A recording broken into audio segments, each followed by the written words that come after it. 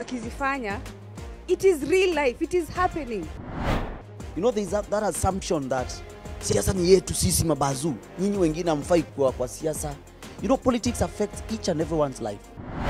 The government, being the government, should be able to have reasonable doubt and be able to have actually good reason to see when a message is impactful and when a message is being insightful.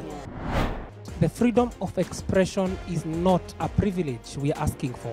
This is a right we need to guard with all means possible and every power we have. Kama kawaida, form ni kuongea, ikutoke.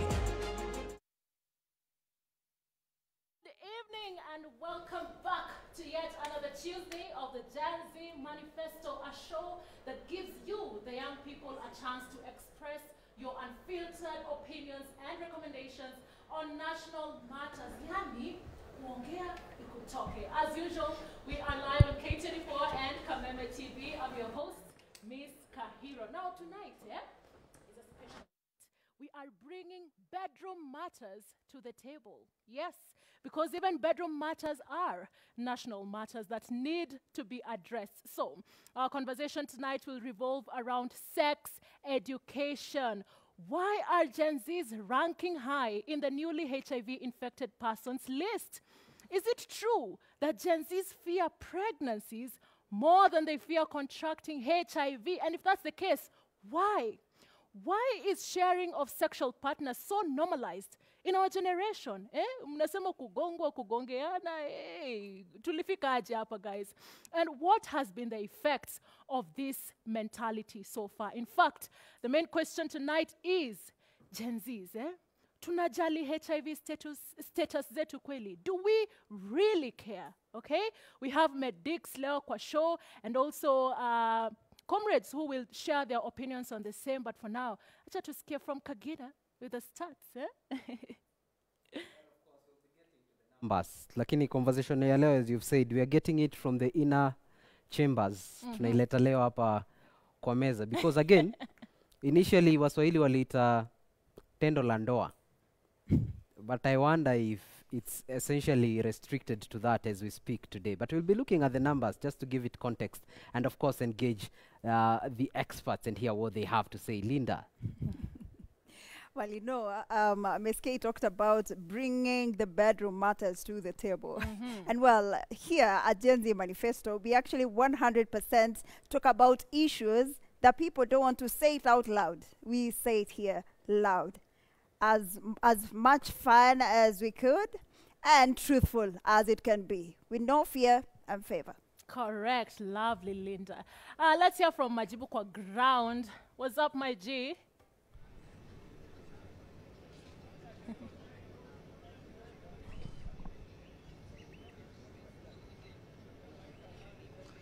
Tuesday ndio hiyo mazee. Nasikia fiti sana kwanza bana mazee. Leo tuko full house. Linda, welcome back. Sasa while you were away huko nje mazee, mavijana wamekuwa wakigongewa na kugongeana mazee. Mbaya sana. Ni mbaya mazijina wa coast. Ukiangalia stats zinasema mazee vijana sana majenzi HIV cases ziko juu sana mazee. Tunaelekea wapi kama vijana mazee? Tuko hapo kubonga hiyo story mazee. Vijana siku hizi wanasikia wanaogopa sana ball kushinda hata ukedi mazee. Alafu vijana bana story nyingine hawavai gwanda, wanaingia tu hivyo mazee. Tutapiga hiyo story, niko na majenzi hapa ground, tuko na bonga na vijana, waniambie mazee tunaelekea wapi kama vijana. Alafu pia mazee watuambie vitu mingi sana. Mbona saa hii kwanza hiyo story ya kuogopa ball kushinda ukedi, mbona tumefikia hapo saa hii? Juu tu vile tuliongea hata kwa promo bana, hatuwezi shootiwa kwa protest alafu tena to shoot life yetu mazee na vitu zenye tunaweza prevent. So Miss K, kwako but in a few nitakuwa napiga story na majenzi nikiwa ground bana. Thank you. Thank you so much, Majibu. As you can hear, our guy there anakuanga unfiltered. We love it. And in case you are wondering at home, mbona Gen Z Manifesto wanaongelelea sex ed? While all this time we have been talking about politics and governance, it's because Gen Z Manifesto is for the Gen Zs by the Gen Zs. And we have to make sure that the Gen Zs are healthy to see to it that this manifesto comes to fruition. And that's why we need to have this conversation. Kagina, with the stats. To have this conversation properly, we have to get context to it. To elewe, when you're talking about these numbers, what are we looking at? And for that, that's why we have here the session where we look at the statistics, the numbers, and looking at HIV and AIDS primarily in Kenya. We have approximately 1.38 million people living with HIV. This is as of 2023. And new infections make up to 16,752 annually. We have around 20,480 deaths recorded, which are related to HIV. And we also have a 3.3% national HIV prevalence rate. Mesema prevalence? Mesema prevalence. All right, we'll be checking that. New infections, those aged between 15 and 24 make up to 41% of new adult HIV cases. Ni Gen Z. So Gen Z pia, ukiongeza na elder millennials who wako na 34 years, make up to 73% of new adult HIV cases. So ukisema a youth in Kenya, in the same way we have 70% of them in the population, we want to make 73% of the population. Hii ina make Kenya the 7th globally kwa the ranking of infections. Pia kuna counties in terms of prevalence. Kuna Kisumu iko na 11.7% kwa the total numbers. Homa Bay iko na 10.8%. Migori na Siaya zina contribute almost a similar number with 106,000 and 93,600 infections respectively. Na ukiangalia most regional hotspots utapata ni Nairobi, Kisumu, Nakuru, followed by Mombasa. These are majorly urban centers. Inaonyesha wale wako mitaani ndio kidogo are very busy or active. Key observations you'll note is that the towns I've mentioned are leading in infections among the youth ambao wako between age 15 na 34. So ukiwa kwa urban center inaonekana uko at a higher risk of getting infected. Na pia kuna gender disparities. So women are disproportionately affected because wao ni 67% of new infections. So kwa every 10 infections, almost 7 are women, are ladies, aged between that age bracket. And we also have witnessed a reduction in new infections over time because an 83% decrease from 101,560 in 2013. 10 years later, the number has reduced to 16,752. And this would be owed to technologies that have emerged, including the ARVs and other techs, including PrEP, that we'll be having, talking about in this conversation. And so, we've also had a decrease in AIDS-related deaths, courtesy of that. We have 65% reduction from 58,446 in 2013 to 20,480 in 2023. And of course, COVID did some magic there in between, but the numbers could reduce even further in the coming years. So we will be having this conversation tonight and understand how the numbers have reduced and even how to bring them to zero. Because eventually, tunataka Gen Zs wako healthy, Gen Zs wanaweza vote. Miss K. Hi, Kagina. Thank you so much for that. Apo kwa wenye wako kwa towns ndio ni kama wanakuwa infected very much. I don't know if one of the solutions ni kuhama back to Ushago, tutoke Ngori, I don't know. But for now, let's hear from Majibu kwa ground. Gen Zs wanasemaje huko? Majibu. Nasema washe light ime. Wewe light imeuko on bana. Aya ndio hiyo tusharudi.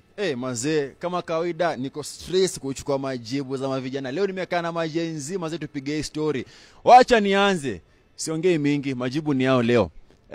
Bro, kwanza jina lako na alafu mbona una feel mazee vijana majenzi age yetu. Mbona kuna hizo cases mingi za HIV? Ngori iko wapi? My name is Hudson Nyamongo. I'm a Hudson Mandela. That's my name. And leo tumekuja hapa tujadiliane tujue what is going on hapa hivi kwa ground. Mbona mnapima na macho? Na nani? Vijana amvai gwanda. Lakini sijui lakini sasa unajua mimi niko different mimi. Yeah. Upiga gwanda. Yeah. Acha nipige story na boys. Anatudanganya huyu jamaa. Bro, jina lako nani alafu mbona una feel sahi maze? Cases ziko juu. Ngori iko wapi? Nini hatufanyi right? Kwa majina naitwa Simba Kelvin. Unajua hii yote ni system imefail. Political education haiko. Hatutaki theory, we want practical sessions. So hiyo ndo shida. Tuna hizo political educations. Sex education and political education. Juna sex education. Sex education. Yeah. So unadhani ngori kubwa. Sasa nani anafail kwa hiyo sex education? Ni wazazi, ni system, government, ni nini? Zote kuanzia gava, wazazi. Unapata sahi wazazi wanaogopa watoto wao kuambia ngono ni mbaya. Ukipiga ngono usipopiga ngono safe unapata nini? Utapata ugonjwa na utapata ukedi. So wazazi kwanza wamefail na gava pia inafaa hizo vitu kwa education ya high school, primary, inafaa ijue hizo vitu zote, inafaa ifundishe wanafunzi. Si vitu zote waachie wazazi, inafaa pia gava kupitia walimu, kupitia mambo mingi. So wazi. Wacha nibonge na Bazu hapa kando pia. Siji kama Evans hapo iko sawa. Bazu, utuambie jina lako na alafu mbona tumefikia point yenye vijana sasa ndo wako infected most na hizi kesi za HIV? Kwa majina mimi naitwa Babu Njoria. Na hii mambo ya ukedi ama ukimwi naweza sema ni sisi wenyewe tunajitakia. Juu most of us, kila mtu ameenda shule, kila mtu amefundishwa jinsi ya kudeal na haya mambo, but sasa unapata sisi vijana juu kwa sababu ya sherehe na nini kupiga mambo za mtaani, drugs pia ndo zinatu expose kwa hizo infections. Kwanza umetoa point ya maana sana mazee, drugs, na tutabongea story juu wasio kisema drugs si tei peke yake na si ngwai peke yake. Kuna zile za kujidunga mazee. Mse sindano moja anatumiwa seka 6 man. Wacha ni simame kidogo nikuje kwa Bazenga hapa, acha ni pige story na yeye hapa kando. Leo niko na majinzi wengi, shida ni maboya, hakuna mademu. Haya, Bazu, jina nani alafu mbona tumefikia hapo?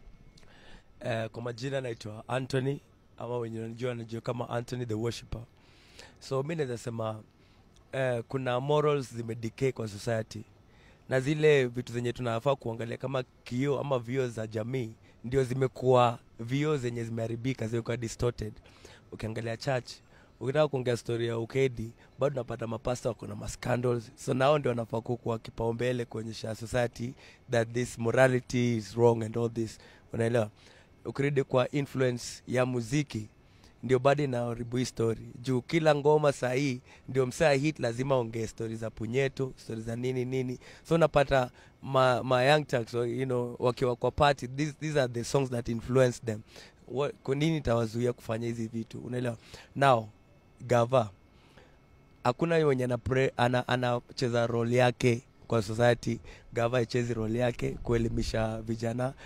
Church, kanisa imeachilia youth man. Hata sasa hizi unasikia vijana wameachana kanisa, unasikia atio tumeachana kanisa lakini hatujachana na Mungu. But hizi vitu si kanisa ndio watu walifundishwa morality, unaelewa? So kama waendi church utapata morality inaribika tu hivyo tu. Yeah, so those are contributing factors. Umetoa point ya maana sana, pia ni the same na Kenya msea amebonga hapa hivi manze, system ina fail sana pia church. Kwanza hiyo point ya mimi sijui I left church, I didn't leave God, ikwendeni bana. Alafu pia one last before ni kuja kwa Bazenga mwingine side nyingine, mbona ni hard wase hata kutumia hizo magwanda, I mean kondiko language wase wengi wanatumia? Do you feel inafaa kuwa personal initiative, msea ajue nikikosa kutumia stuff niko na chances mob za kupata HIV? Inafaa kuwa personal initiative, but ni society at large ndio bado na play. Because kama gava inajua percentage ya youth, kwa sababu wako na hizo statistics, wakijua percentage ya youth are engaging into premarital sex, then wanafaa kuweka kila kona kukuwe na masocks, unaelewa? Kila area. But sasa unapata saizi mabash na nini, hakuna time, unaelewa? So inabidi tu msee achukue personal initiative. Anajua hata dem kama unaenda bash na unajua weni unaweza jiachilia design, beba tu yako tu. Beba pako kama mbili. Kama ni boy, jipin. Itabidi. Umesikia? Majenzi ukienda bash ujipin manze na kondeko kaa 6 Yeah, but the best ni ku abstain. Yeah, that is the best. Yeah, I'm staying too, by the way. Aya. Acha nikuje kwa Bazenga hapa hivi. Pia nikuulize, do you think pia awareness ni enough kwa society? Ama pia kuna some few gaps?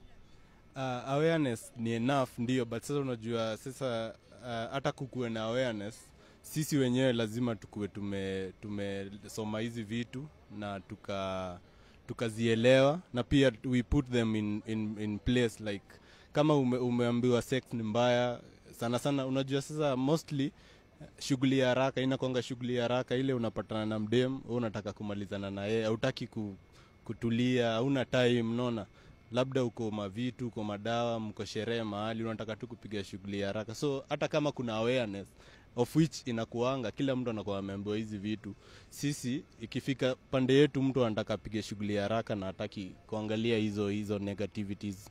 Yeah. Asante. Kuna msanii raise point ya amegusia pia wasanii ati ndio msanii hit sahi mazee mpaka same sijui punyeto sijui nini. Na hiyo ndio kitu yenye sahi mavijana wanadai. Do you think pia sasa nikienda side ya social media, do you think ina play role gani kuchangia hizi cases? Unajua unafaa pia uangalie hata kama unaimba hiyo kitu ndio ukue famous upate do. Pia unafaa kuangalia inachangia nini kwa sisi kama mayouth, because kenye unaimba ndio sisi tutafanya. Yeah, so at least pia hata kama unaimba ndio ukue famous ama upate do, pia unafaa kuambia mayouth hii kitu si poa. Yes, so usipoteze mayouth wengi. Wazi. Bazo, point yako ni gani on that? Mbona kuna udai kubonga juu hiyo? Tunasema hivi, mambo ya social media ina affect, unapata labda ni movie, unapata dem na jamaa wako kwa hiyo maneno, alafu jamaa anataka kushika CD, dem anamwambia I will not feel satisfied, dem anamwambia atupe CD kando. Hii yote tunaita ni ego. Yani wanataka vibe, they call it vibe.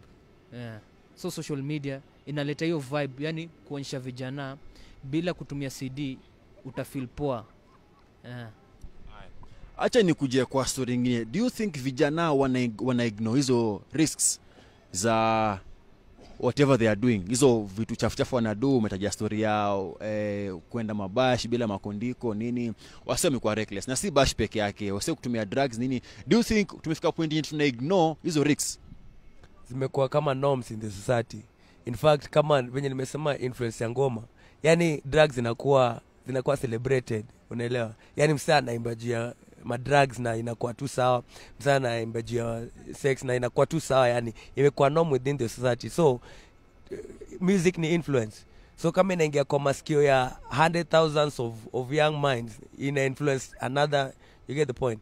Yenye to make it worse, utapata mtoi, sasa tuseme Gen Alpha, mtoi mdogo tayari anajua ngoma zingine, wewe mwenyewe uko uncomfortable kusikia mtoi mdogo akisema. So imagine kama hiyo ishaingia kwa mind yake, what if ana grow aje? Naelewa. Kuna issue nyingine ya peer pressure, of which pia nimeona wase wengi kwa comments, hata vile nimepost tutakuwa na hiyo convo, wamesema peer pressure pia inachangia. According to you, unadhani ina play percentage gani labda msee haizi jimekea decision yeye mwenyewe aseme cheki bro, mimi nafaa kufanya hivi, ukiniita basi sifai kuenda, as in kuna form nini sifai kudu? Unadhani ina play percentage kama ngapi approximately kusema mambo ya peer pressure? 98, almost 99 to 100, kwa sababu sikizi mayouth ukipata watatembea kwa rende, na hiyo rende ni nini? Ukisikia saizi mbogi, sijui mbogi gani, hizo zote ni ma-influence. So wakipata group fulani, hata mtu ajui kwa nini anaingia kwa group fulani, lakini hata jingiza tu ndani, chochote wanafanya itakuwa na upepo. So influence ina play a very big role.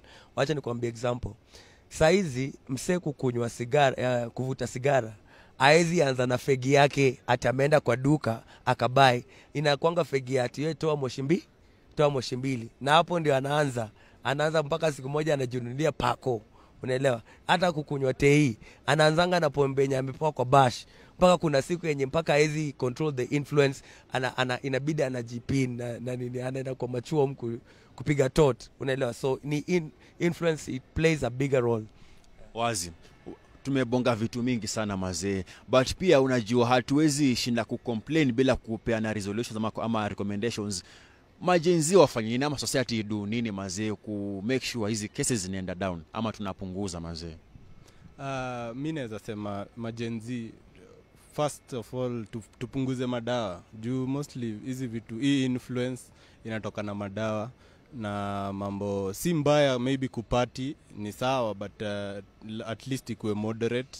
Tuache kupati na kulewa and then kutaka kufanya hizi vitu zikuwe za haraka, mambo na kulalala na wasichana, unaona. Pia tufuatilie maanani zile awareness zenye ukiambiwa abstain ama achana na ngono, unaachana tu nayo. Isikuwe ni kama tunafanya kazi ya bure, ama wenye wanafanya awareness health whatever wanafanya kazi ya bure. Sawa.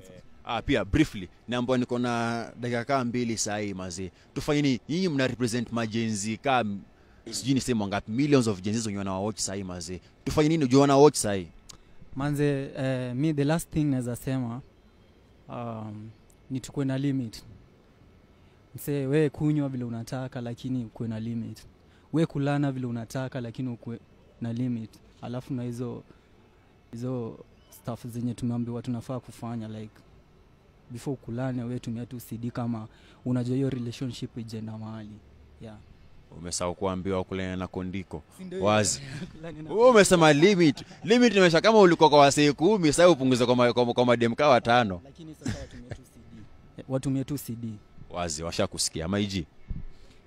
What you can say, youths, protect your peace, protect your vibe, protect your body.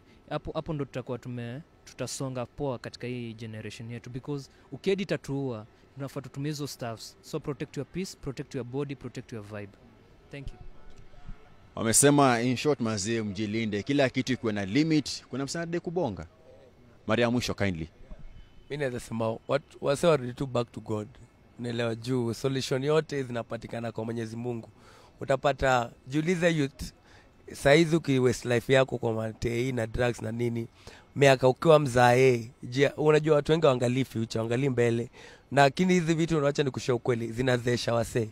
Utakuwa wewe ni miaka 26 mazee na umezeeka unakaguka. So hebu watch you come back to God, return to God. Rudieni Mungu. MC Dan, rudia Mungu. Haya, mimi nishamaliza. Miss K Kagina na Linda studio, mimi nishakafunga hapa.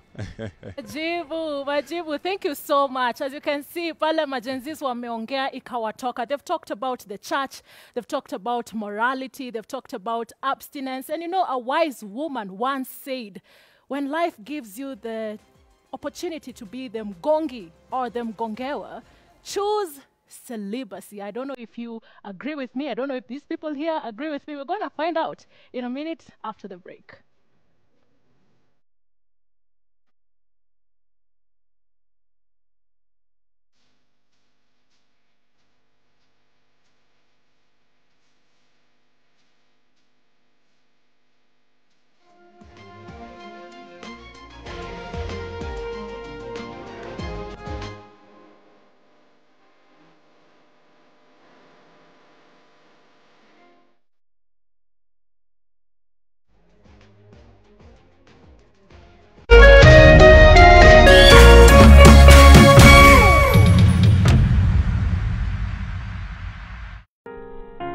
Kila tunapopitia majaribio maishani, sio kutuonyesha udhaifu wetu, bali ni kutusaidia kugundua uwezo wetu. Basi tuzilaki changamoto za maisha, kwani zinatunua na kututayarisha kwa siku za usoni.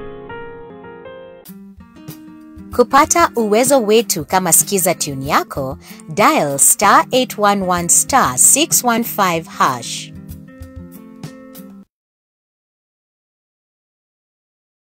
Yes, vuka na cash ko box na best now metabine ya kama TV muthogino wa riri umuthire mweri 22 by the way mweri ukire wa kana mwaka wa 2025 twakiko tutithikoni ni tuigire mweri wa gatano kugira mwisho wa mweri kibami na shiringi kwa mura muhuko nigetha ukorogika maundu matiganite ukwa thimu yaku uhinye *283# thimu yaku ya guoko uhinye *283# wahinyo guo wakiona box ithano, box ya mbere, box ya keri nginya box ya gatano washagura cagũra yaku ya mũnyaka ũgacoka ũhoekera amount gatata ga ciringi 70 nginya ciringi 1000 kĩma mweka ũguo wĩna mweka wa kũiga mbeca either bonus ya ciringi 10,000 o ũndũ ũmwe na kĩrĩa gwĩtwo jackpot ya ciringi 500 karikana wega draw ĩgwĩkwo we wathaka ũguo thimũ yaku ĩgũcokeria oreo ĩgakwĩra box yaku rĩ yakũhe kĩ star 283 hash cagũra box yaku na ĩka mũthaka ũyũ nĩ mũhĩtũkie BCLB.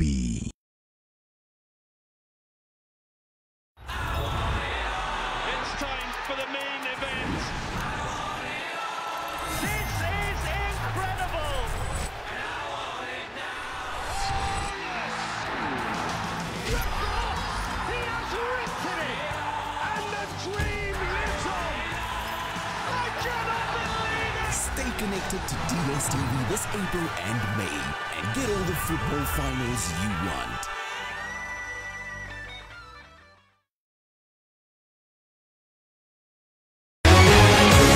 People Daily, Kenya's trusted newspaper, is making history as the first daily to go fully digital.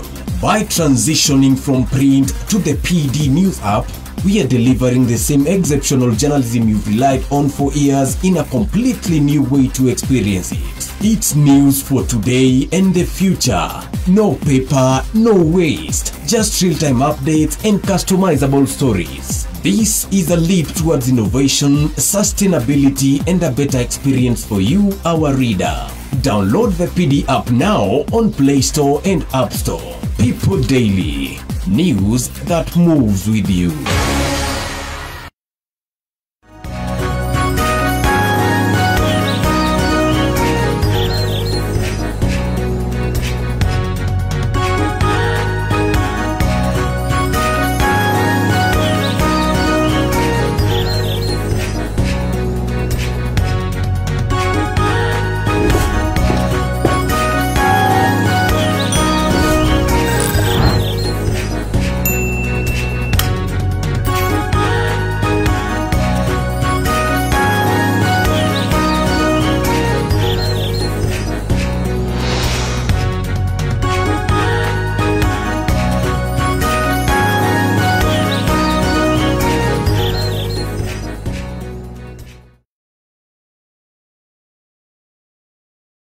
Oh yes, vuka na cash box na best now mitambo-inĩ ya Kameme TV mũthogini wa rĩrĩ ũmũthĩ nĩ mweri 22 by the way mweri ũkĩrĩ wa kana mwaka wa 2025 twakĩko tũtĩ thikũ nini tũingĩre mweri mwerũ mweri wa gatano kũgera mũico wa mweri kĩmami na ciringi ũkwamũra kĩmũhuko nĩgetha ũkorwo ũgĩka maũndũ matiganĩte ũkwa thimũ yaku ũhihinye star 283 hash thimũ yaku ya guoko ũhihinye star 283 hash wahihinya ũguo wakĩona box ithano box ya mbere box ya kerĩ nginyagia box ya gatano wacagũra yaku ya mũnyaka wacoka ũhoekera amount gatata ga ciringi 70 nginya ciringi 1000 kĩma mweka ũguo wĩna mweka wa kũiga mbeca either bonus ya ciringi 10,000 o ũndũ ũmwe na kĩrĩa gwĩtwo jackpot ya ciringi 500 karikana wega draw ĩgwĩkwo we wathaka ũguo thimũ yaku ĩgũcokeria oreo ĩgakwĩra box yaku rĩ yakũhe kĩ star 283 hash cagũra box yaku na ĩka mũthaka ũyũ nĩ mũhĩtũkie BCLB.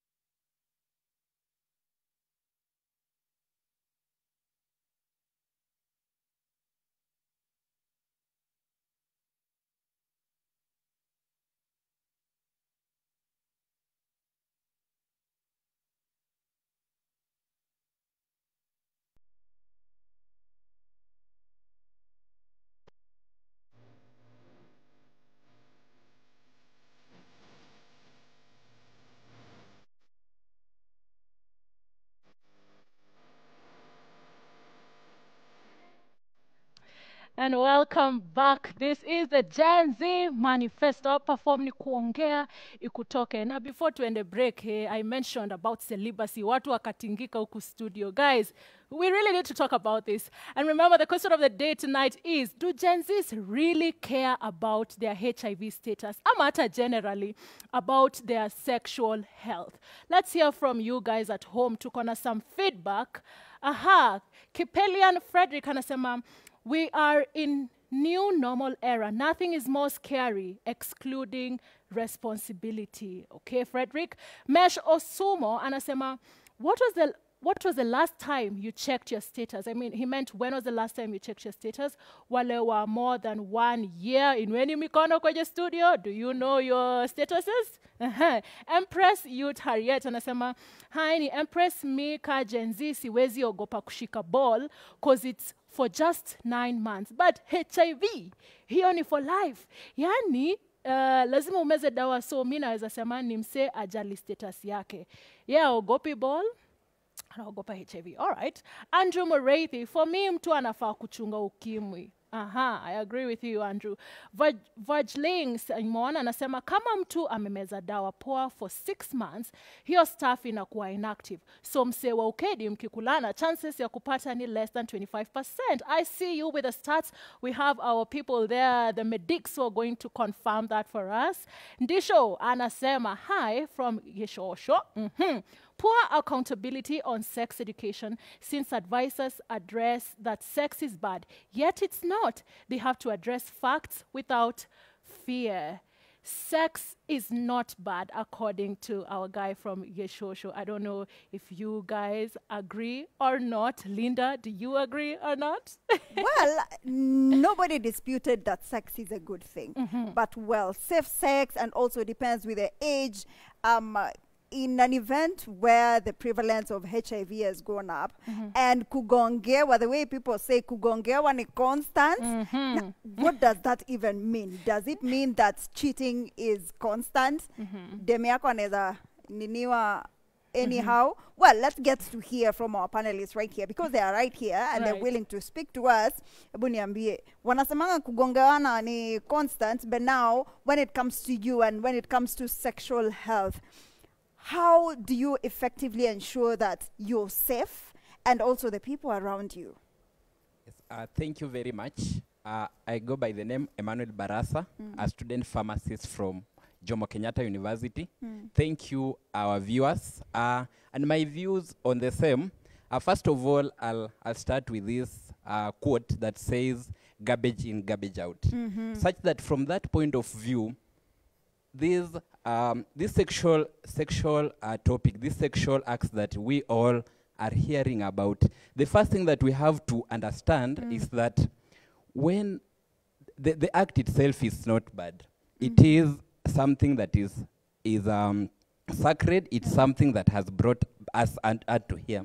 But now when we do it out of marriage, as Gen Zs, those of us who are not yet married, I think on my end I could just say that sex out of marriage before we get married. I think if we stop that, if we can abstain, for instance, we are going to protect those around us. Thank you. Yes, thank you. What about those who don't want to get married? Yes. Because most of the Gen Zs now are not prioritizing marriage at all. So Wanaogopa shall they not have sex? Yes, thank you very much for that question. Once again, I'll say this from a medical point of view and also from a Gen Z, as a Gen Z. Right. I'll say sex in its context as an act, I'll remain to defend it that for us to have a safe society, for us to reduce these prevalence cases and unwanted pregnancies, let us just preserve it for marriage.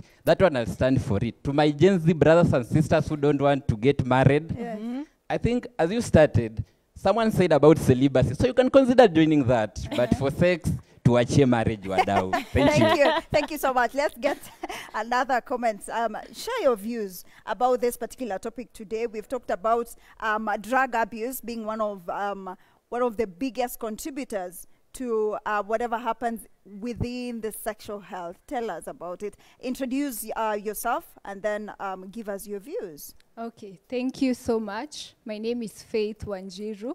Yeah, just cleared my undergraduate in JQuat. Yeah, about the topic, for sure, drug abuse is a major cause for unnecessary or these early cases of sex and infection, HIV infection. And as my panelist here has said, let us preserve sex for marriage. That is the only context that we can say that it is right. Otherwise, anything apart from marriage, we cannot support that. Wow, wow, wow. Again, Linda, I shall ask. I am sorry. Let's preserve it for marriage. For these people who just do not want to get married. Yes. It's a choice, right? People, they are not Christians, you know. They really don't want to get married. What about them? Truly, what about them? For those who don't want to get married. I think if they do not want to get married, celibacy is the choice. Yeah. Thank you, thank you. And you came out prominently talking about celibacy, right? Celibacy is okay to practice, yes. Well, let's get to hear from Oscar here. Do you think you agree with them about celibacy, and do you agree also that drug abuse amongst the youth is more prevalent and it's also increasing the numbers of HIV/AIDS in the country? Thank you so much. My name is Oscar Milimo. First of all, I will agree with what my fellow friends have said. First thing is when things to do with drug abuse, you know that when someone is under the influence of drugs, for example, alcohol, to some extent, their minds are not working. You know, they are living in a world where they are not fully understanding themselves. Was it the other day when I was traveling back to Juja from Nairobi, we had two guys in the car, and so all these guys were under the influence of drugs, but one of them was in a position to understand who he is, but the other one was not understanding who he was. So he was just shouting in the vehicle, and then this other guy was wondering, what is the problem? So you see, when someone is under the influence of drugs, they are not in a position to make decisions with their right mind. Yeah. So when you're under the influence of drugs, for example, in a context of a party context, I will give an example. For example, the parties that people go in campus, you know, a lot of parties on Fridays. You know, when you are there, and all of you are under the influence of drugs. When someone comes in with an intention of doing all that stuff, many of you will be involved in it, but it will not be your rightful decision to be involved in it. So you see that drugs are a big contribution, a contribution to that. As Gen Z, I will again say this. Someone said that, I will give a context of this. Someone said that when two people are communicating, for example, if there's an argument and someone starts to raise their voice, so I say that you are wrong at the highest level of your voice. So what I'm trying to say is that when everything when done in the right context at the right moment, it's the right thing. But when you take it out of context and then you do it in a wrong place or in a wrong context, it becomes a wrong thing. So it's good for us to preserve this until its intended right moment. Okay, Yes. Ms. K, they are talking about preservation until marriage. I don't know whether truly they are preserving this, but let's get to hear from your side. Joshua here. Your opinions on the same. Thank you very much for the opportunity to express our views about it.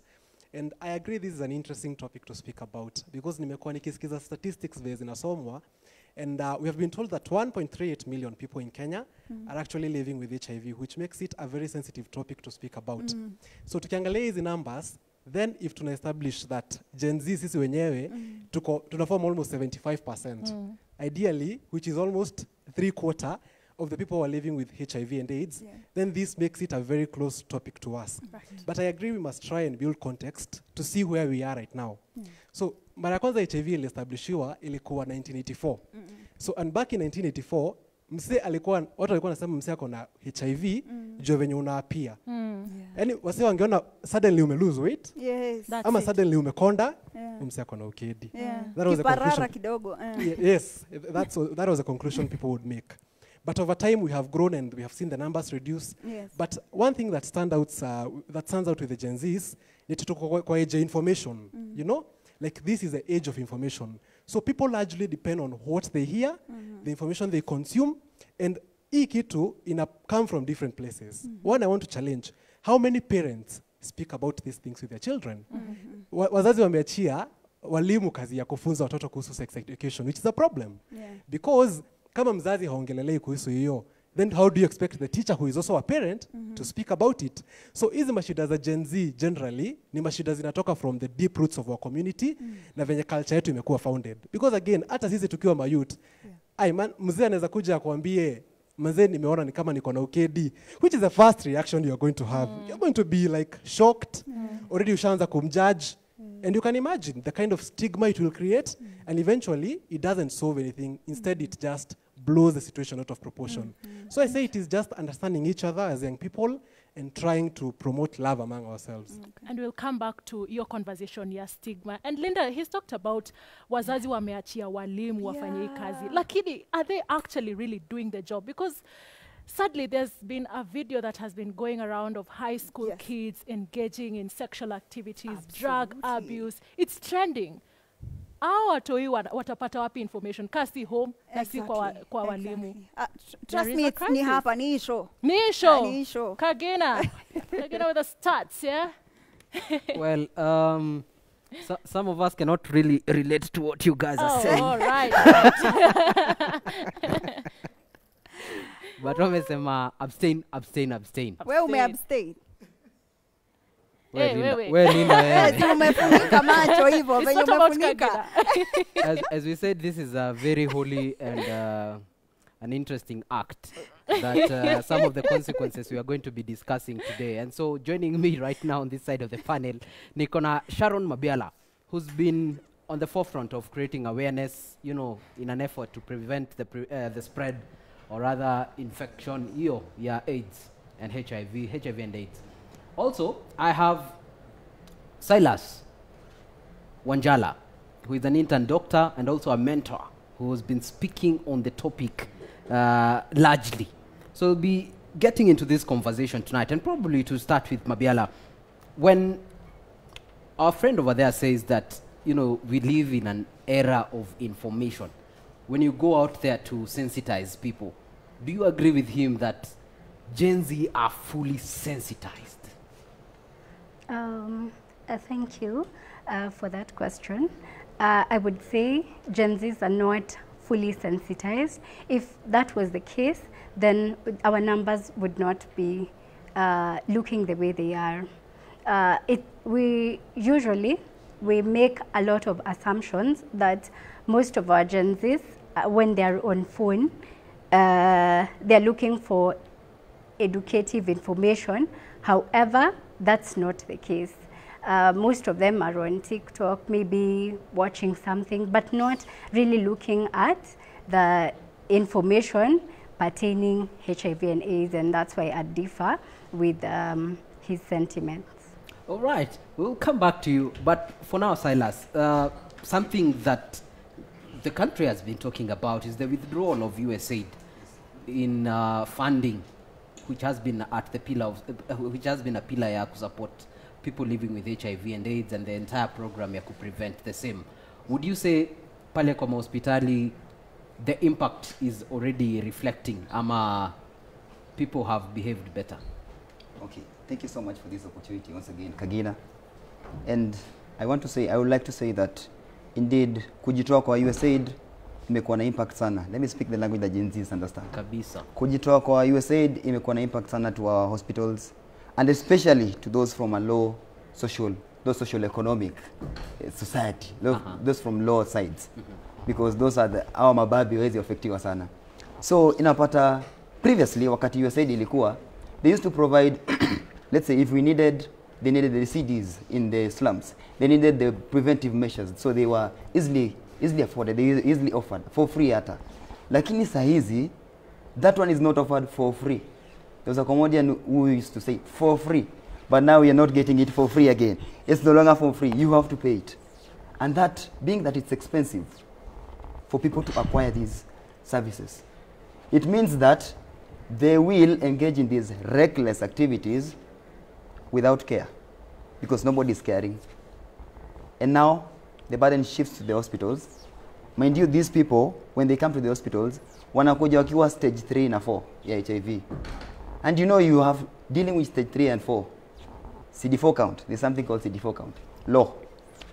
viral load high. So now how do you start treating that? Huyo mtu immunity yake iko wapi? Iko low. So meaning chances zake za kusurvive ziko low. Meaning hii kitu imetu affect. And therefore the government ought to look at this. And probably just to bring the conversation home, kuna a comment niliona mtu akisema hapo siku hizi kuna dawa ARVs, viral load inashuka, we get to chances za kuacquire ni 25%. When I cannot speak to the factuality of the statistics, would you help us understand, tukisema ARV viral load zinarelataje, how do they affect a person? Turudi tu basics za HIV. Okay, sasa tuanzie acquiring infection ya HIV. So infection ya HIV na in this context tunaongelea through sex. So kuna hiyo mtu anaweza acquire through directly injecting the virus to the veins, which inaitwa hematogenous, so through the blood. Sasa hii ni through sex. So sex contact has been made and there has been exchange of fluids. So hapa tumekuwa na fluid ya mtu akona a man mwenye akona HIV. And a woman tumesema out of 10 people 7 ni women. So the reproductive system ya a woman is large, so it has a larger surface area. So meaning it's easy for a woman to be affected than a man, just because of the large surface area of her reproductive system. So now hii virus imeget into the mucosal. Mucosal ni the wall. Sasa imeget in contact, ikaingia into the blood system.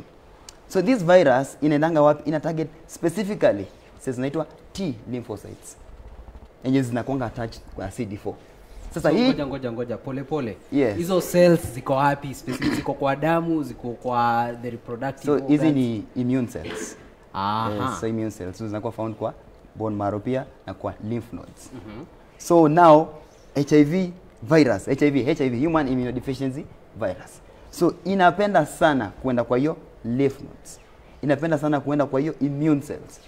Ndio hapo iweaken hiyo immune cells. So ikiweaken your immune cells, what does it mean? It means your body's capacity to fight infections iko low. So meaning ina weaken your immune system by lowering the CD4. Because CD4 inakuwa involved in the immunity of the body. So tukilower immunity, meaning CD4 yetu imeshuka, what does it happen? It means virus ita multiply haraka. So our immunity is not able to counter. Hatuwezi fight hiyo virus haraka. Na sasa ARV hufanya kazi gani? Sasa kazi ya ARVs ina fight the virus to reduce what? To reduce the viral load. So ARVs inatusaidia to reduce the viral load to levels yenye haiwezi to affect. So the more consistent you are in taking the ARVs, the viral load inashuka, sometimes to undetected levels, but HIV virus huwa disappear from the blood. So mtu anaweza pima na kuwe negative na bado unaweza jipata uko na HIV because umetake it consistently, ika reduce viral load, lakini hii virus, remember, hii virus si ya kudisappear, it's still there. Before we come to Mabiala, so unajua Gen Zs wanasema wanatembea na kits. Saizi mambo ni vulai. Wanatembea na kits, mnapima, alafu mnaendelea na shughuli yenu. So mtu anaweza pima na bado, by the time akisoma negative, does it mean still chances za infections ziko lower? So you know you've been involving yourself in precarious activities. Wewe umekuwa ukiengage kwa vitu hizi behaviors hapo mwenzangu amesema premarital sex. Wewe ndio you want to jump into that sana. So umekuwa in contact with a person mwenye amepata HIV. The first time you go to test, I reflect, you remember science ya primary at the window stage.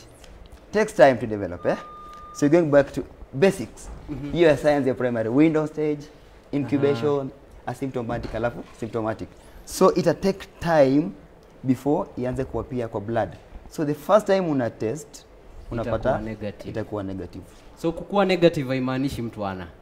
So you have to consistently uendelee kucheck your virus status. So all right. Wewe ambaye una watch this while at home, do you know your status? Umepima?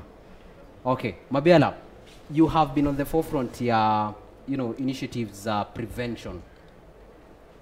When you say prevention, do you mean like our colleagues have been mentioning about unajua ku abstain totally until wewe ni mwanandoa? Not necessarily. Prevention basically means it's part of what we're doing right now, awareness. When people have information, you allow people now to act based on the information that you have given you. That's our work. If we give you information, then you act on the information. We tell you if you have unprotected sex, you will with an infected person, you will contract HIV. So what we need to do as young people, we need to constantly check our, go and get checked in the facilities. Go and get checked, know your HIV status, and check. And when we say checking is regularly, equip yourself with information, not just online, not just ask friends, talk to medics, research, do your own research. Usipime mtu na macho. Most of us Gen Zs, what we are doing, if we're going to sleep with you, I ask you, uko sawa? Pia mimi niko sawa. Sawa basi, tuendelee. That is not right. You need to get tested. You need to, and it needs to be done in a healthcare facility. Alafu kuna kitu I've had or comes up again and again as people run away from traditional protection. Kuna kitu wanaita PrEP. Hii kitu inawakaje? PrEP is basically when you are exposed. By exposed, I mean you have multiple sexual partners. For instance, you're sleeping with person A, person B. You don't know their HIV status, or you know person A's HIV status, and you don't know person B's HIV status. You are exposed, and you're supposed to be taking PrEP. Yeah. So let me ask Daktari now from yes. She's talked about the PrEP thing. Kitambo, the emerging things about how HIV used to spread across communities, where perhaps most of the children were born with it. But now I'm just curious to know from Daktari, what are the emerging trends, especially amongst the youth, that is making HIV/AIDS go viral, like increase or rise? Okay. Thank you so much for that question. So, sisi kama mayouth, in our mindset, these days tunapenda pleasure sana. Una realize we want something that excites us. Na inafanya dopamine kuwe released. Na ukiangalia, just take a statistics among the youths. Kila mtu anataka kitu inamu-excite, si ndio? And now, tunajua sex, it's a sacred thing. We have understood it. Or maybe you have ever heard about it. It's a sacred thing. Lakini, out of excitement, watu wanataka, what is this that people are saying? Why are they over-mentioning? Why are they so concerned about this? So now the Gen Zs wanaamua, I want to practice this. I want to see. Of which is not right. I'm not telling a Gen Z to practice it so as to do test kama ni nini ama nini. I am not saying sex is bad. Sex is not bad. Sex under the right context. Wengine wamesema hapa in marriage, yes, under the right context. With a partner, with your partner when you may agree in marriage, iko sawa.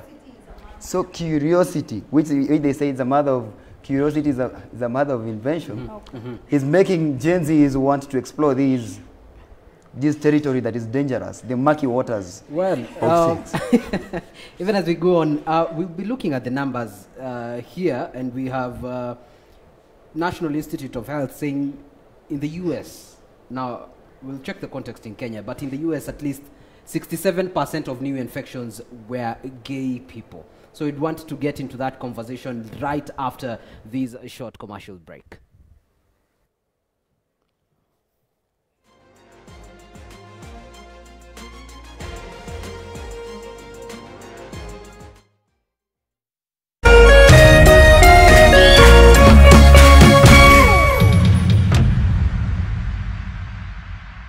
Yes, vuka na Kashko Box na best now mitambo-inĩ ya Kameme TV mũthogini wa rĩrĩ ũmũthĩ nĩ mweri 22 by the way mweri ũkĩrĩ wa kana mwaka wa 2025 twakĩko tũtĩ thikũ nini tũigĩre mweri mwerũ mweri wa gatano kũgera mũico wa mweri kĩmami na ciringi ũkwamũra kĩmũhuko nĩgetha ũkorwo ũgĩka maũndũ matiganĩte ũkwa thimũ yaku ũhihinye *283 hash thimũ yaku ya guoko ũhihinye *283 hash wahihinya ũguo wakiona box ithano box ya mbere box ya kerĩ nginyagia box ya gatano wacagũra yaku ya munyaka wacoka hoekera mount gatata ga ciringi 70 nginya ciringi 1000 kema mweka ũguo wĩna mweka wa mbeca either bonus ya ciringi 10,000 o ndũmwe na kĩrĩa gwĩtwo jackpot ya ciringi 500 karikana wega draw ĩgwĩko we wathaka ũguo thimũ yaku ĩgũcokeria oreo ĩgakwĩra box yaku rĩ yakuheki *283 hash cagũra box yaku na kama mũthaka ũyũ nĩ mwĩtũkine BCLB.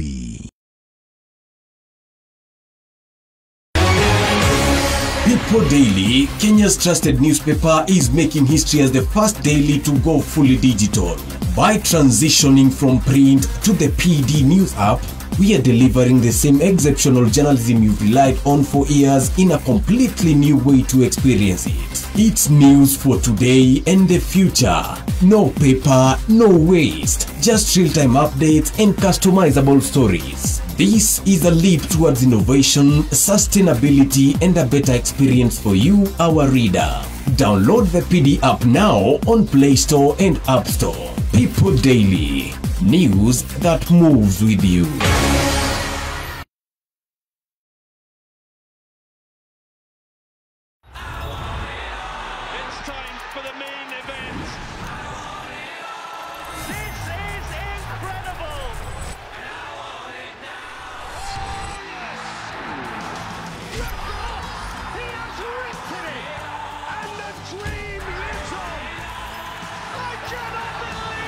Stay connected to DSTV this April and May and get all the football finals you want.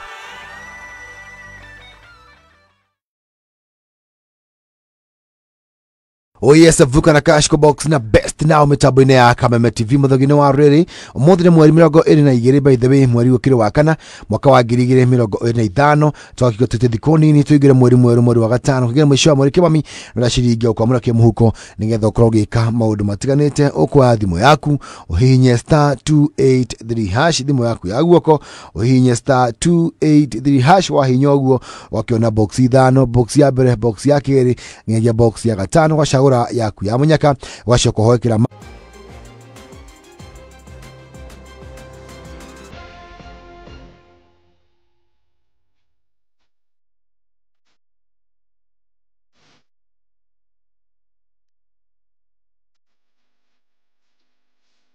Welcome back. This is the Gen Z Manifesto. Na leo, tunaongea tutoki.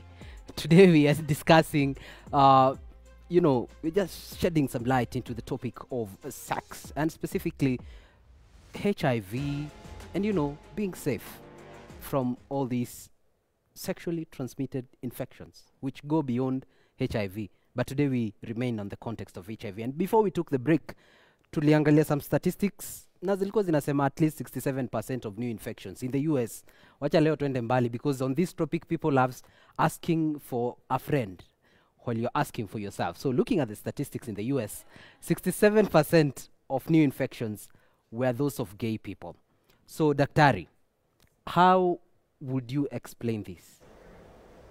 Okay, thank you so much again for the for the question. So it happens that the first time AIDS iligunduliwa, it was even among the gay people. And an explanation to this of why sex rates or the HIV rates are high among the gay people, the gay people, the roots are different. As in, the sexual roots are different. So meaning it's a man engaging in sex with another man through a different route. While it's normally it happens that it's between a man and a woman and it's through, that. Now it's between a man and a man, but it's through the anal route. It's through the rectum. Sindio? That's what it's done. So now, it comes that the rectum has a wall. Like every tubular thing or tubular structure in your body has a wall. Sasa hiyo wall iko so lean, meaning the blood vessels ziko on the surface. So it's easy when the penetrative action happens between a man and that man through the anal route. It so easily happens that you can puncture those blood vessels. And guess what? When you puncture the blood vessels, blood comes out. So meaning you're getting the contact of blood or the fluids of people, somebody who is infected, even if that other person is not infected, there's a contact. And when that happens, takes us back again to the explanation. The HIV virus gains the route, gains the entrance into the body, now through those blood vessels. And so does this mean also for this generation that loves to spice things up, so even ladies who engage in that route, that is the same explanation in terms of infection? Yeah, it makes sense. Ladies are a different thing anyway. The lesbians, it happens as a different thing. Maybe that's why even the statistics are quite different from the men. They have given the statistics for gay men. But you know, the objects or the things involved for ladies in the same act is quite different. No, I mean men and ladies who engage but choose different routes. Oh, absolutely. Thank you. Okay. Absolutely. Okay. So, Linda, I can see this conversation is sparking, different reactions from your side of the panel. Hey, Kags. Hey, Kags. How many times have I called you? Kags. Yes, you're talking about, well, all right. Okay. Miss K, we can have the conversation from your end. We have a couple of people who have not talked from your end. We're going to start with this lovely lady here. Hi, please introduce yourself and tell us. We've talked about one of the contributing factors of HIV is having, again, multiple sexual partners, kugongeana. Do you think our generation, we can heal from this? How do we then counter this mentality that we are having as a generation? My name is Joyce Wanjala, and I'm a student in JQuat taking project management. To this conversation, I can say that as youths tukona ile kitu ya ati you are saving a friend, or maybe it's called there is something called a hook up, or something at friends hook for up culture. They call it friends for benefit. Okay. And I think people are jumping into this as they escape responsibility. Yeah, that is my point. Responsibility in what terms? To be in a relationship. To be in marriages. You just want fun. Yeah, definitely. People get into relationship with the reason of getting married. But now as they get into it, they want to do it for fun and escape that responsibility. Okay, thank you so much for that. I'll come to our guy here. You had a controversial answer to something. Please share with us. My name is Jimmy. I'm a creative and a proud member of Powerhouse. Powerhouse a drama club. So, thank you for clarifying. Yeah. So, first of all, the issue ilikuwa na contradict ni ya my friends here walisema tunafaa ku abstain na we wait for marriage. Okay, sitasema ile reason nilisema, but this is my point. Ongea kutoke. It's a safe space. Okay, this is my point. Like, I really get your point. You can have your mic closer. Yeah, I really get your point. But say tuna deal na issue yenye na affect Gen Zs. And marriage ni kitu yenye for us Gen Zs iko mbali. Unaget? Na sai like hii mambo na sexual activities, like we are engaging in them as youths. So how can we prevent HIV without maybe thinking of marriage, because this thing is here with us. My point is, I think as Gen Zs, we should be more aware of ourselves. Wow, thank you. Yeah. And how do we do that? How do we get this awareness? Because clearly, the camera high work, because those numbers are crazy, according to Kagina. Like, sijakata sex ni kitu yenye iko. Penye tuko as Gen Zs, tume-experience for like some few years, sindio? Ni nini yenye wezi fikiria time ya kuhave your sex, nani una have na like such issues, such small issues ndo afterwards usiregret or something ama kitu sikupate, like just get to know who am I having sex with. Kuna kitu nani sijui daktari ama nani alisema, for example if you go to parties, mbona usijipin? Unaget, unajua tu vizuri mimi ni mtu wa hivi na hivi na hivi na hivi, something can happen. Alafu something else that I wanted to add on, sisi ni watu wenye tumetoka Gen Z, wengi ni watu wametoka kwa teenage years recently. Right. Na hapo kwa teenage years ndo mimi naonanga everything goes wrong. Comprehensive sex education lacks there. Na hapo sijui hata ni blame nani, because I feel like blaming everyone and blaming less the teenagers because au ni watu wenye uwezi fanya kitu wenye ujaona. Unaona? So the teachers, parents na government should really step in to help our teenagers. Okay, we can get her opinion Yes. Mbele. Yes. And you know, even before she talks up, go on. Miss K, on your platform as well, you normally talk about it's the end of the month. Ladies, have you gone for your checkup? And now that we are speaking about that, tell us, how do you ensure that you are in a good sexual environment?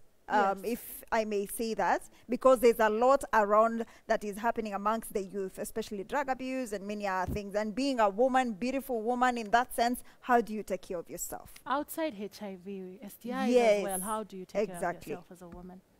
So my name is Liz. I'm a student at Kenya Mass.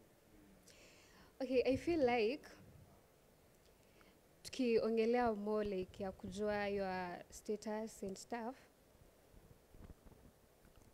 Okay, naweza kuwa na partner. Nimejua status yake, let's say tumepima sahihi. Ako negative, niko negative, si ndio?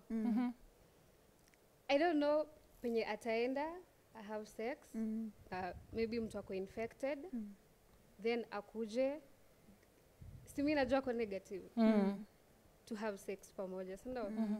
Unaona hapo kuna venye it's not Personal nini. responsibility clearly hapo ni shida. So I feel like watu tutumie protection because honestly huwezi ambia mtu, si kila mtu anaweza abstain, tusidanganyane. Kuna watu wenye wako active sexually, let's say hivyo. So tutumie tu protection. Sawa, She tuko sure. talks about protection. Because, Okay, go on. Nasema protection because sisi tuna abstain na okay, sisi hatutaki kupata HIV peke yake. Vitu ni most. Kuna pregnancy, kuna STIs and stuff. You see? Right. So unaweza jua yes, mtu ako negative. But now kuna vitu zingine. Sawa, umeinsist. Umeinsist. Kuna vitu zingine. Unajua sasa the issue with us girls, most of the girls tunaogopa mimba. Oh wow. So you are among those ones who fear. I just had to ask to Unaogopa clarify. mimba kushinda nini? Just have your mic karibu na wewe, I'm please. just trying to be honest. Thank you. Right. I can have sex with a guy. I'm like, let's go raw. Jusinta meza pitu. You see? Like, tunaogopa mimba sana kuliko like the other things. No. Okay. Yeah. Tujiprotect. Nini si mbaya. Okay, tujiprotect. Linda, Absolutely. that's the conclusion from her. Tumesikia, tuko sure. Mnajua sure. Sure, we get it. Well, Sandra, we can have you quickly share your views on this discussion today. Okay, I'm Sandra, a student at KMC. So I want to talk about one county where I was from January to March. I was attached there, and I saw a lot of things happening between girls in Kisumu. You've seen Kisumu is among the largest city with HIV/AIDS. So there's this thing in Kisumu. There were Baba thing and young girls.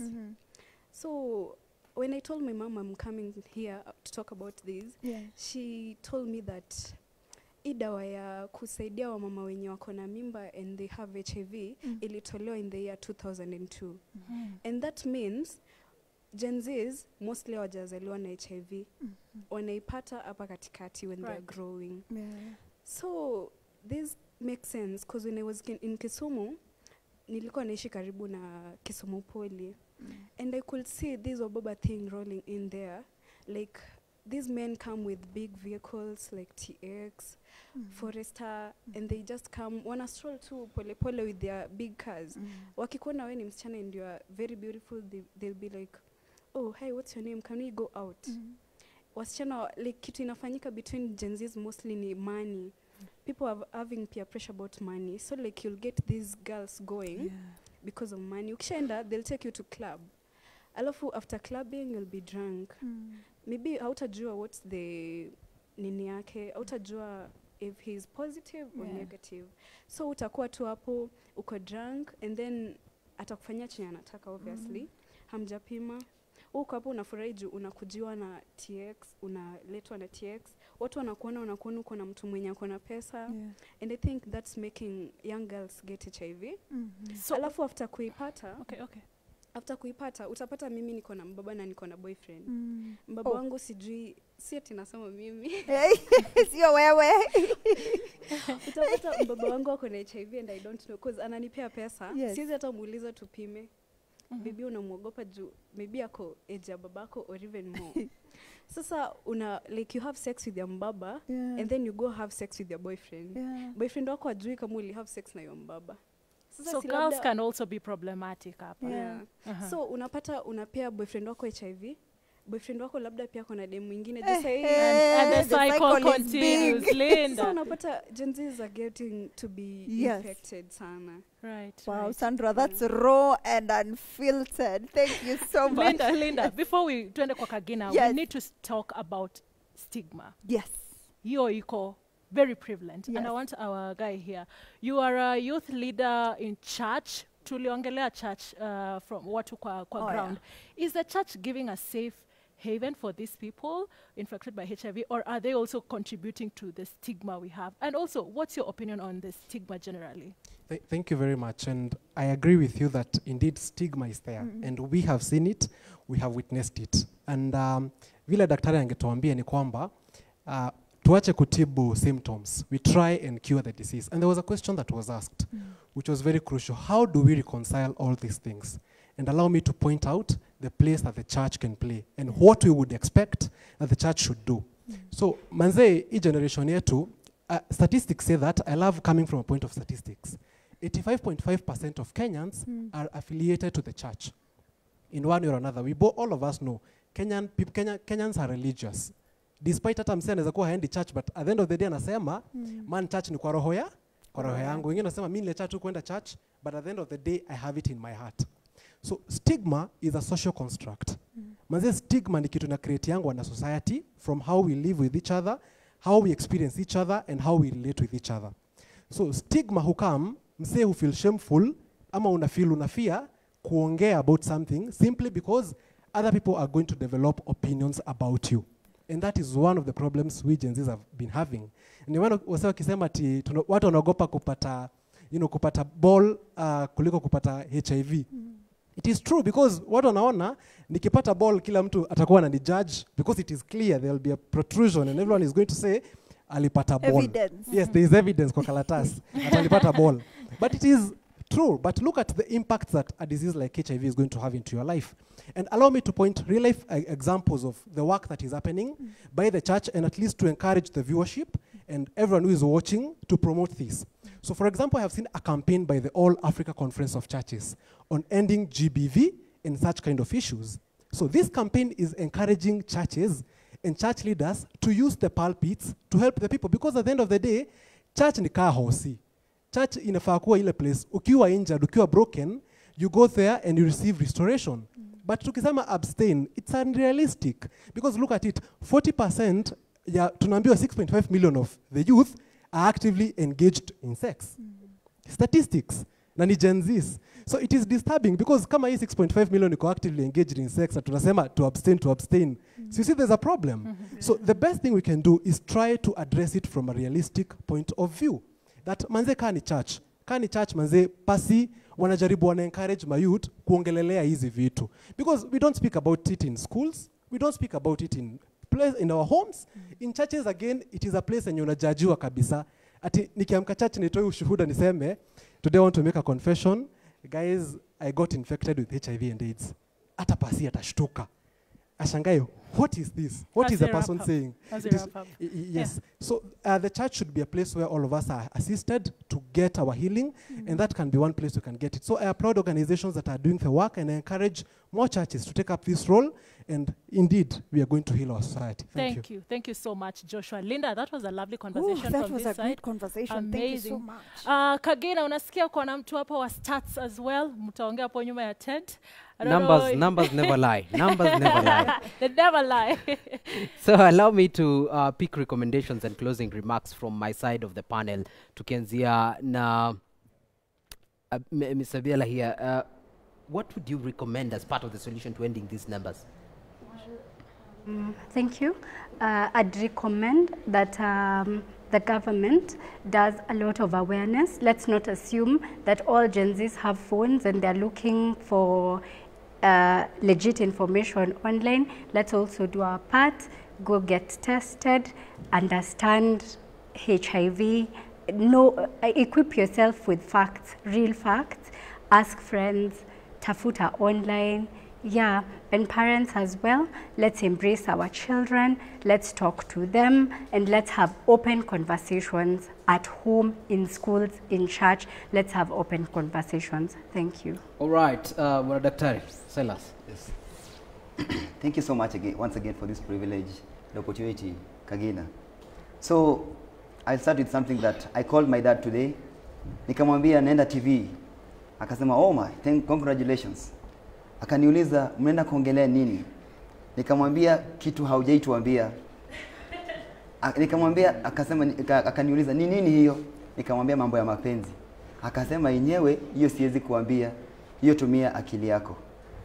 And now I wondered, hey, my dad, hata nikapigia mom letter akaniambia yenyewe amekwambia ukweli, hapo unafaa kutumia akili yako. So now we're starting from the viewpoint here. Hey, wazazi, I know you're listening to this.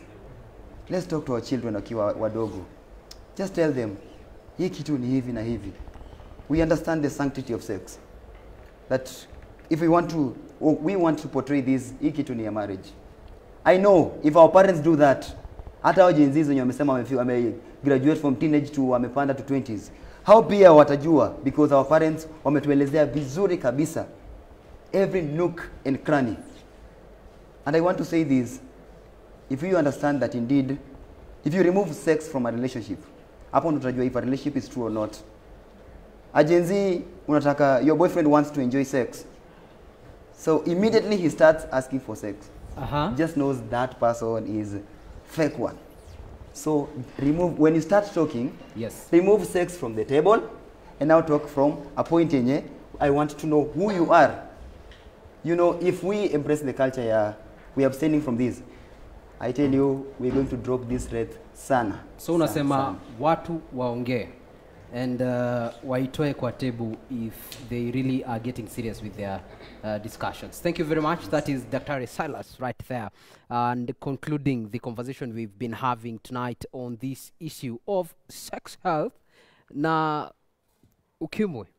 So from me here, Ntawambia, we are products of this very good deed, blessed by the Lord. But how we choose to engage in it surely determines where we are headed, health-wise, mentally-wise, and socially. So engage wisely and stand guided. Kwako, Ms. Kahiro. Linda, please go on. Well, I love the way this conversation has really been raw and unfiltered, you know, and I love the platform that Manifesto really gives the young people to talk about the issues affecting them, especially this sex issue that people don't really want to speak about it so loudly. So, like a big round of applause to all of us, man. Thank you. That was a great conversation. My name is Linda Koskei. To you, Miss Kay. Thank you so much, Linda. Now, as we conclude the show tonight, here are my 2 cents. Comrades, for us to truly enjoy the good governance we seek every day, we cannot afford to be sick or sicker than we already are. We cannot gamble with our health in the name of vibes and inshallah. Yeah? It's not worth it and never will it be. Let's talk to each other, honest conversations, and keep each other in check. And to the government, our leaders and those in charge, this is a gentle reminder that young people need to be seen, to be heard, and protected. The HIV and AIDS situation in the country is a crisis, and maybe we should give it more attention, the same way we give our attention to building churches, doing pop-ups for meet and greets all over the counties, reshuffling ministers. I mean, how do we explain the selection of the current health CS? But besides all of that, yeah, we are asking for more support in education, access to health services, and safe spaces where we can talk openly, just like we have done tonight. So let's work together, not just through policies, but with presence. And again, comrades, tukikafunga, make sure you know your HIV status and adjust your lives accordingly. We need you. Sawa sawa? And that's it from us today. My name is Miss Kahiro. This has been the Gen Z Manifesto. See you next Tuesday, same time, same place. Good night.